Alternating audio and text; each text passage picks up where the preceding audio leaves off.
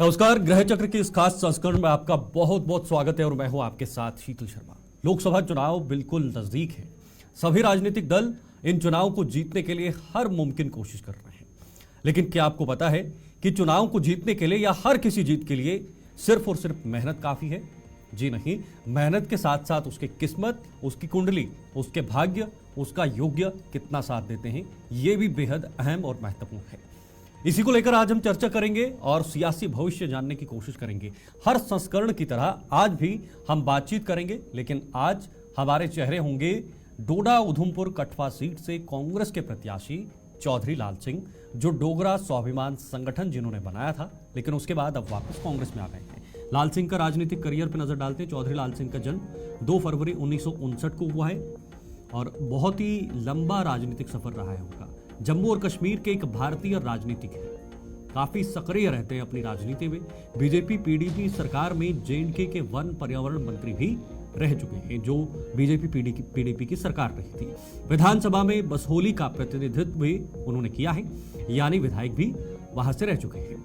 राजनीतिक करियर की शुरुआत छात्र नेता के रूप में उन्होंने की है और उसके बाद आज वो इस मुकाम पर हैं कि वो मंत्री भी रह चुके हैं, सांसद भी रह चुके हैं और वर्तमान में उधमपुर सीट से जो है वो कहीं ना कहीं प्रत्याशी भी हैं कांग्रेस की तरफ से। 1996 में पहली बार विधायक बने बसोली क्षेत्र से। 2004 में उधमपुर निर्वाचन क्षेत्र से वो सांसद चुने गए 2004 में। उसके बाद 2009 में दोबारा से वो सांसद चुने गए थे डोडा उधमपुर सीट से, जब मनमोहन सिंह प्रधानमंत्री बने थे।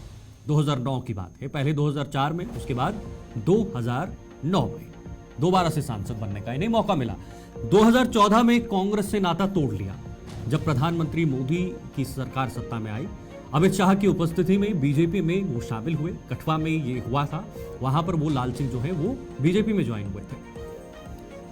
2018 में मंत्री पद जो है वहां से इस्तीफा देकर उन्होंने बीजेपी से इस्तीफा दिया और उसके बाद बीजेपी छोड़कर चले गए। डोगरा स्वाभिमान संगठन बनाया और डोगरा स्वाभिमान संगठन बनाने के बाद अब कांग्रेस से वो प्रत्याशी हैं डोडा उधमपुर सीट से और उनके सामने होंगे बीजेपी के बड़े चेहरे और पीएमओ डॉक्टर जितेंद्र सिंह, जिन पर हम चर्चा कर चुके हैं, जिनकी कुंडली का खुलासा हमने कर लिया है, जिनके भाग्य, जो सियासी उनका भविष्य है, उस पर हम चर्चा कर चुके हैं। आज हम बात करेंगे लाल सिंह को लेकर और हमारे साथ इस वक्त जो बातचीत करने के लिए मौजूद हैं वो जम्मू कश्मीर की जानी मानी एस्ट्रोलॉजर हैं सरिता शर्मा जी, जिनकी तबीयत आज खराब होने के बावजूद भी आज जो है हमारे साथ जुड़ी हुई हैं। तो चलिए सीधे उन्हीं के पास चलते हैं और इस बातचीत को आगे बढ़ाते हैं कि आखिर लाल सिंह का जो भविष्य है, जो सियासी भविष्य है, वो किस तरफ जाना है। क्योंकि जिस तरह से इस वक्त बीजेपी पूरे देश के अंदर लहर बना चुकी है और दावा कर रही है कि सरकार एक बार फिर से बीजेपी की बनेगी और हर सीट बीजेपी की झोली में आने वाली है। हालांकि पिछली बार डोडा उधमपुर की जो सीट थी वो बीजेपी के खाते में गई, यानी 2 बार लगातार बीजेपी के खाते में गई है। फिलहाल सीधे रुक करेंगे। बहुत बहुत स्वागत है आपका सरिता जी हमारे साथ जुड़ने के लिए इस खास संस्करण में। आज लाल सिंह को लेकर हम बातचीत करेंगे। लाल सिंह प्रत्याशी हैं, बीजेपी कांग्रेस से हैं और डोडा उधमपुर सीट से वो प्रत्याशी हैं। तो किस तरह के सियासी भविष्य हैं उनका, क्या सियासी सितारे क्या कहते हैं, क्या सांसद बनेंगे या फिर फीके पड़ जाएंगे बीजेपी के सामने? सबको नमस्कार, सबको आदाब। और आज जैसे आपने बताया कि आज हम डिस्कस करने जा रहे हैं, विस्तार पूर्वक हम चर्चा करेंगे आज जो है कुंडली की, वो चौधरी लाल सिंह जी की कुंडली की के ऊपर चर्चा की जाएगी और उनका डेट ऑफ बर्थ जो है, जैसे कि आपने भी बताया कि उनका डेट ऑफ बर्थ जो है वो 2 फरवरी 1959 को उनका जन्म हुआ।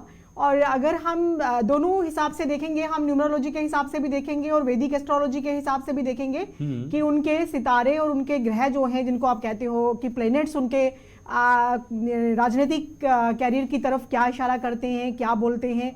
और इसी हिसाब से अगर हम देखें तो 2 फरवरी 1959 को उनका जन्म हुआ। और अगर हम वैदिक एस्ट्रोलॉजी के हिसाब से देखें तो उनका जो बनता है वो मेष लगन की कुंडली बनती है। और मेष लगन की कुंडली जो है और उनके जो लगन लॉर्ड हैं वो जाकर के 2nd हाउस में बैठे हुए हैं। और अभी जो उनके कुंडली में बहुत से राजयोग हैं। अभी प्रेजेंट टाइम में उनका टाइम जो है वो काफी अच्छा चल रहा है, बुध आदित्य योग है और नंबर ऑफ राजयोग जो हैं वो उनकी कुंडली में विराजमान है। और इस टाइम पे उनका मून की महादशा चलना, और मून जो है वो उनके अष्टम स्थान में बैठा हुआ है, जो कि अष्टम स्थान का मून हम इतना अच्छा नहीं मानते, बट ये एक मून का अष्टम स्थान पे बैठना और निर्णय लेना ये कोई ठीक नहीं होगा, ये उनका नेगेटिव रहेगा मून का वहां बैठना। अदरवाइज और बहुत से प्लैनेट्स हैं जो उनको इस टाइम सपोर्ट कर रहे हैं। मून का नेगेटिविटी का बात इसलिए किया क्योंकि अभी उनका मून की महादशा चल रही है, तो इसीलिए हमने ये बात की कि अभी मून की महादशा चल रही है, मून जो है वो वृश्चिक राशि में है, अष्टम स्थान पे है, तो उसकी वजह से हमने ये चर्चा की कि उनका मून जो है वो अभी नेगेटिव चल रहा है और इस टाइम पे उनको इमोशनली लोगों के साथ जुड़ना है, और इमोशनली जो है वो अगर कार्ड प्ले करते हैं तो उसमें उनको बेनिफिट हो सकता है। अदरवाइज उनकी कुंडली में और बहुत से अच्छे योग हैं, जिस तरह से सूर्य और बुध का इकट्ठे होना, और अभी 19 को जिस तरह से इलेक्शन है और उनका जो उस टाइम है उस दिन का अगर हम देखें या एक महीने पूरे का हम देखें तो उसमें मून के साथ यूपिटर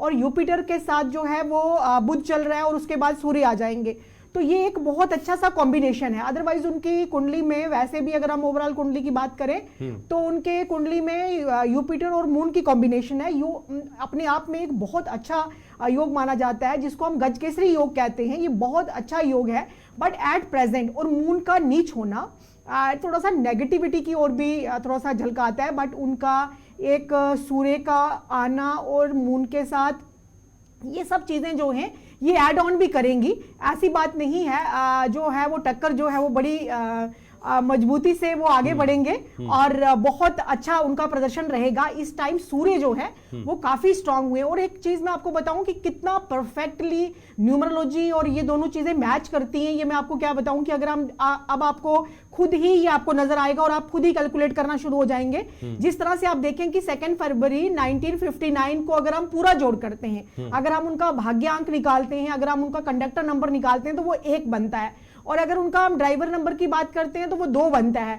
ये दोनों का कंपैरिजन मैं आपको इसलिए करके दिखा रही हूं क्योंकि देखें आपकी जो वैदिक एस्ट्रोलॉजी है वो क्या कहती है और न्यूमरोलॉजी क्या कहती है। 2 और 1 का आंकड़ा वहां पे आ रहा है, मून और सूर्य वहां पे आ रहे हैं। और अगर हम वैदिक एस्ट्रोलॉजी की बात करते हैं तो अप्रैल के माह में पूरा उनका जो है वहां पे भी मून, यूपिटर और साथ में चल रहा है उनका सूर्य चल रहा है। तो ये एक किस तरह से अलाइनमेंट है दोनों चीजों की, तो जो ये बताती है कि वो एक बहुत ही स्ट्रांग अपोजिशन में और बहुत ही स्ट्रांगली जो है वो कंटेस्ट करेंगे और बहुत अच्छे से मत भी उनको मिलेंगे, ऐसी बात नहीं है।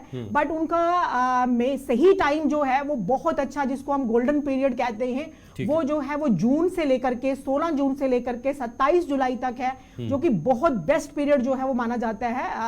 सेकंड जो हम कहते हैं ना कि कोई फॉर्चून जिसको हम कहते हैं, जिसको हम स्टार ऑफ फॉर्चून कहते हैं, वो जो उनका बेस्ट पीरियड है वो रहेगा। और जैसे ही बृहस्पति जो है अभी राशि परिवर्तन होने वाला है बृहस्पति का भी, जो कि अपनी टॉरियन वृषभ राशि में आएंगे, वो 2 मई को आएंगे। उसके बाद से उनका जो लिहाजा है बात करने का या उनके में जो एक नरमता जिसको हम कहते हैं जुबान में आना, वो अच्छा देखते हुए आपको नजर आएगी 2 मई के बाद। लेकिन एट प्रेजेंट अगर हम देखते हैं तो इस टाइम पे मून, यूपिटर और सूर्य, ये तीनों प्लैनेट्स की एक अलाइनमेंट चल रही है। और इसमें जो है वो फेरबदल और उसमें उतार चढ़ाव, और दूसरा मून की पोजीशन होना एक 8th हाउस में और नीच का होना और वृश्चिक राशि में होना, ये एक ऐसे हाउस में होना जो गुप्त हाउस जिसको हम मानते हैं। तो ये इस टाइम पे उनको इमोशनली बहुत रोल प्ले जो सपोर्ट मिल सकती है। अगर वो इमोशनली आगे आते हैं या इमोशनली कोई चीज करते हैं तो वो लोगों के साथ उनको जोड़ सकता है।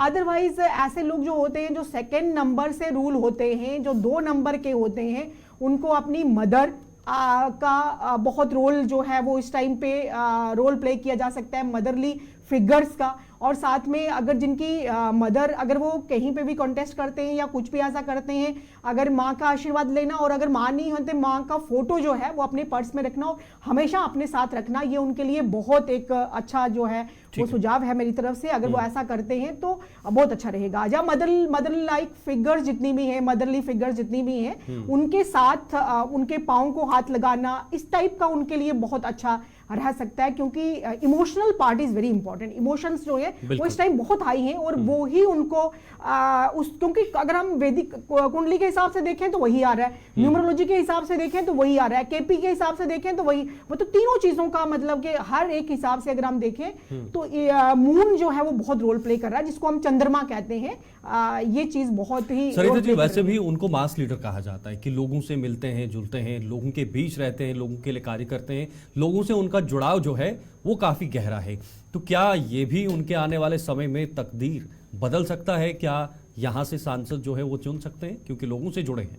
हाँ बिल्कुल, देखो लोगों से जुड़ना, ये मास लीडर तो वो है, क्योंकि मून नंबर 2 वाले मैंने आपको बताया था, जैसे हमने महात्मा गांधी जी की बात की जो कि राष्ट्रपिता हैं, उनका डेट ऑफ बर्थ भी 2 अक्टूबर है, और मैंने आपको बोला लाल बहादुर शास्त्री जी, इन सब जो महान नेता हुए हैं अगर आप मोस्टली देखें जो कि मास लीडर रहे हैं, और इमोशनली जब उन्होंने लोगों के साथ जुड़े तो उसके परिणाम आप सबके सामने ही हैं। बट मैं इनके लिए भी ये जरूर कहूंगी कि मास लीडर तो ये है, लेकिन मंगल की प्लेसमेंट 2nd हाउस में होना, जो कि हमारा वाणी का हाउस है, थोड़ी सी मतलब कि अभी जब जुपिटर आ जाएंगे तो नमी जो है वो जरूर आ जाएगी। बट अदरवाइज अगर हम पूरी इनकी अलाइनमेंट देखें, बुध आदित्य योग है इनकी कुंडली में, सूर्य जो है वो इस टाइम बहुत प्रोमिनेंटली लोग इनके साथ आएंगे। ऐसी बात नहीं है कि लोग जो हैं वो इनके साथ नहीं जुड़ेंगे, लोग इनके साथ जरूर जुड़ेंगे, और एक मास लीडर की तरह तो ये है ही, और उभर के भी जरूर आएंगे। बट ये है कि उस टाइम, उस दिन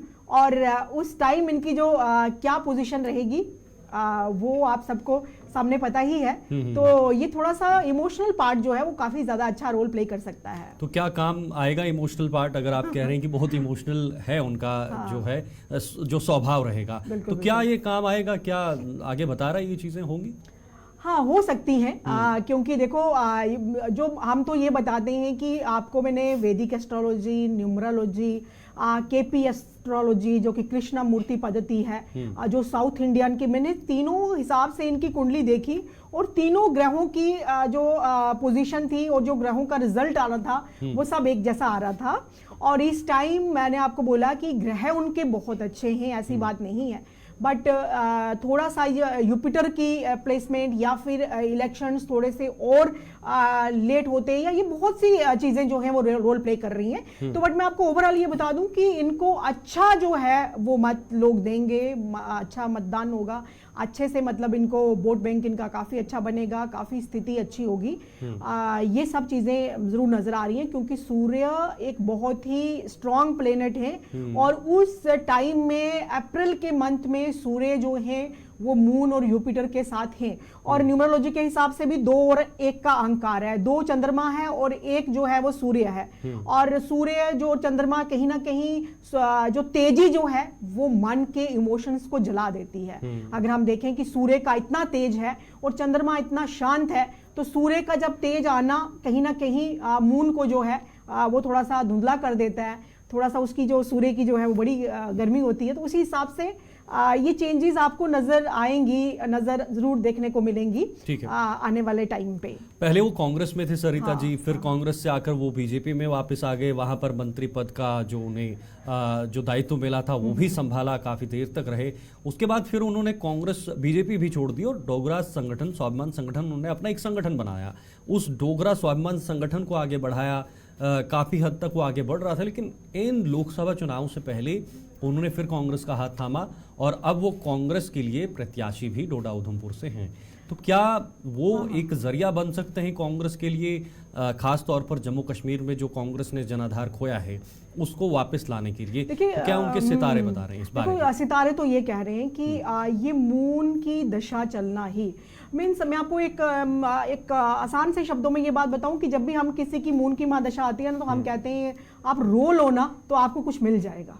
एक हमारी 1 लाइन स्टेटमेंट रहती है। मून एक ऐसा प्लेनेट है, बहुत शांत प्लेनेट है, बहुत अच्छा प्लेनेट है, मन है।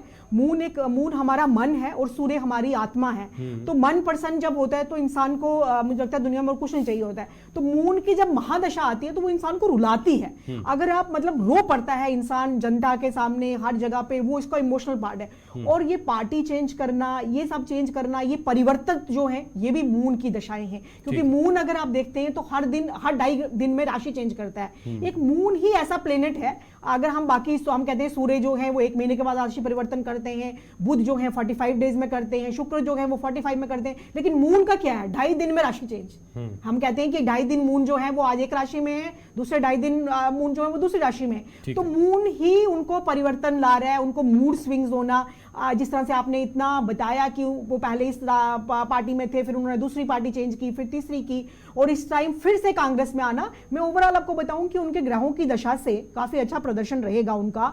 और आपने बात की कांग्रेस की, और वो उनको काफी अच्छा जो है उनका प्रदर्शन जो है वो कांग्रेस को काफी आगे ले जा सकता है। बट अगर जहां तक आप बात कहते हैं जीत की, तो वो तो उसी टाइम के ग्रह बताएंगे, वही संभावनाएं बताएंगी, क्योंकि ग्रह तो बताते हैं गाइडेंस और संभावनाएं क्या बनती हैं। तो उनकी कुंडली के हिसाब से अच्छे ग्रह हैं, मजबूती है, और मैंने आपको बोला कि इमोशनली अगर वो लोगों से जुड़ते हैं तो चेंज आने का होने की ओर अग्रसर तो हो सकते हैं। इस टाइप का जो है उनके ग्रहों का जो उनके सितारे हैं वो ये बताते हैं। 2 फरवरी 1959 में जन्मे कई सारे लोग होंगे जो अलग अलग प्रोफेशन में काम करते होंगे। कोई सरकारी नौकरी करता होगा, कोई व्यापार करता होगा, कोई कहीं किसी अलग सेक्टर में जो है वो अपना कार्य करता होगा, अपनी नौकरी पेशा जो भी काम काज होते हैं वो करते होंगे। वैसे ही लाल सिंह जो है वो राजनीति में, जिनकी कुंडली, जिनका राजनीतिक सफर हमने देखा। लेकिन जनरली सरिता जी, मैं जानना चाहूँगा इस दिन जन्मे लोग, उनके लिए क्या कुछ आप कहना चाहेंगे,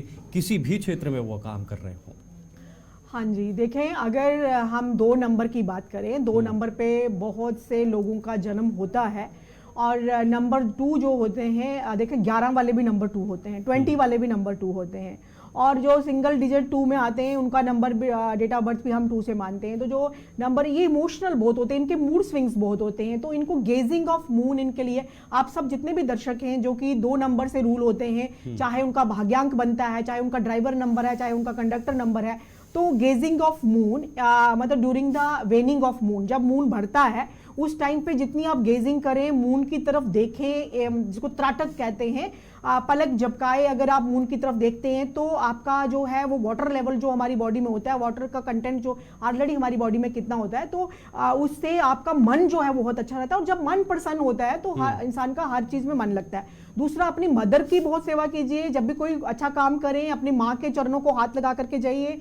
अगर किसी की मदर नहीं है तो मदर लाइक फिगर घर में जरूर होती हैं, जो मदरली फिगर्स होती हैं, उनके पाँव को हाथ लगाइए। अगर वैसा भी नहीं है तो अपनी मदर का जो फोटो है वो हमेशा पास रखिए। गंगा जल जो होता है वो हमेशा अपने पास रखिए, अपने रूम में उसकी बोतल भर के रखिए। ये कॉमन जनता के लिए है। और इनका आप सब 2 नंबर वालों का जो फॉर्चूना, जिसको हम कहते हैं द फॉर्चून ऑफ स्टार जिसको हम कहते हैं, वो आपका आता है मंथ ऑफ जून से लेके 20 जून से लेकर के 27 जुलाई तक आपका जो बेस्ट पीरियड होता है। बेस्ट पीरियड कहने का मतलब ये है कि अगर आपने बहुत से काम सोच रखे हैं कि जो हमने काम कंप्लीट करने, कुछ होते हैं जो हम न्यू बिगनिंग्स करना चाहते हैं, नया घर लेना चाहते हैं, नई गाड़ी लेना चाहते हैं, तो इस पीरियड में आप जरूर करिए। कोई नई बुक लिख रहा है, कोई नए कुछ भी जो आप बिगनिंग, न्यू बिगनिंग के any kind of new beginning हो सकती है, तो आप इस पीरियड में अगर आप करते हैं जून से लेकर के जुलाई के मिड जून से लेकर के मिड जुलाई तक, तो आपका बहुत अच्छा रहेगा। बहुत अच्छा बेस्ट पीरियड होता है ये नंबर 2 वालों के लिए। बिल्कुल। और मोती धारण कर सकते हैं। मोती जो होता है हमारा मून, जिसको पर्ल कहते हैं, मदर ऑफ पर्ल भी आता है, और मून जो है पर्ल आता है, वो आप धारण कर सकते हैं अपने मन को शांत रखने के लिए। ठीक है सरिता जी, वर्तमान में अगर चौधरी लाल सिंह के सामने कोई दिक्कतें आती हैं तो क्या उन्हें भी इस तरह की जो कहीं ना कहीं जो रेमेडीज हैं या जो हल है चीजों का, उन्हें भी ये तमाम चीजें करनी चाहिए? देखिए, अपने प्लान्स को, उनका मून का प्लेसमेंट इस तरह से है कि अपने प्लान्स को जितना वो गुप्त रखेंगे इतना उनके लिए बेनिफिट होगा। अदरवाइज उनकी वो इतने अच्छे राजयोगों से पैदा हुए हैं कि जितना भी उनके ऊपर मुसीबतें आए, राहु उनका 6th हाउस में है, जितनी भी उनके ऊपर मुसीबतें आए, मुसीबतें आ करके चली जाएंगी। वो बहुत बड़ी बात होती है, मुसीबतों का आना और फिर टल जाना। ये उनकी इनबॉर्न, जैसे वो जन्म हुआ तो जो स्नैपशॉट था हमारी यूनिवर्स का, उस टाइम उनकी जो कुंडली बनी, उस कुंडली के हिसाब से जितनी भी मुसीबतें आएंगी वो उनको रूल आउट करके आगे निकलते जाएंगे। बट प्रेजेंटली वो जितने अपने प्रोग्राम्स को हाईलाइट करते हैं, जितना वो चीजों को गुप्त रखेंगे, बिकॉज इस टाइम मून की महादशा और मून की प्लेसमेंट ऐसी है, जितना वो गुप्त रूप से कार्य करते हैं और गुप्त रूप मतलब गुप्त कार्ड खेलते हैं, उतना आने वाले टाइम में उनको बहुत बेनिफिट रहेगा, बहुत ज्यादा बेनिफिट रहेगा।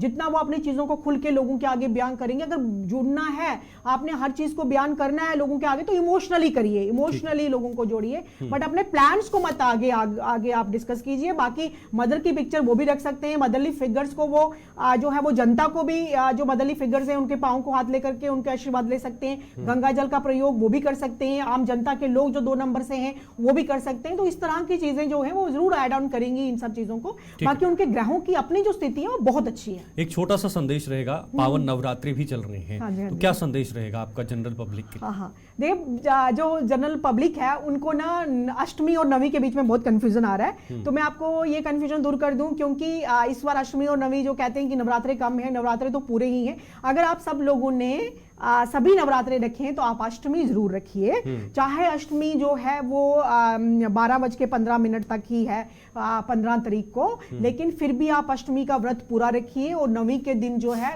अष्टमी को आप कंजक पूजा करने के बाद फिर से आप व्रत जो है वो धारण कर सकते हैं। कंजक वेशा का पूजन कीजिए, अष्टमी का व्रत पूरा रखिए। और नवी जो है वो फिर 16 तारीख को है और 17 को दशमी।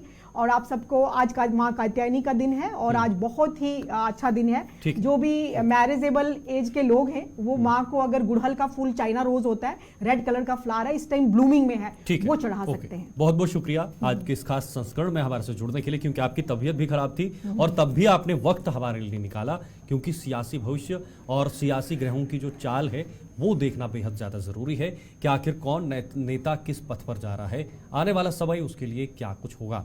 हालांकि निर्भर रहेगा कि आने वाला समय 4 जून को परिणाम क्या कुछ सामने आएंगे। फिलहाल नवरात्रों को लेकर भी कुछ शुभ जानकारियां और महत्वपूर्ण जानकारियां यहाँ पर हमारे एस्ट्रोलॉजर ने आपके सामने रखी हैं। चलिए फिलहाल के लिए इस संस्करण में इतना ही, दीजिए इजाजत, नमस्कार।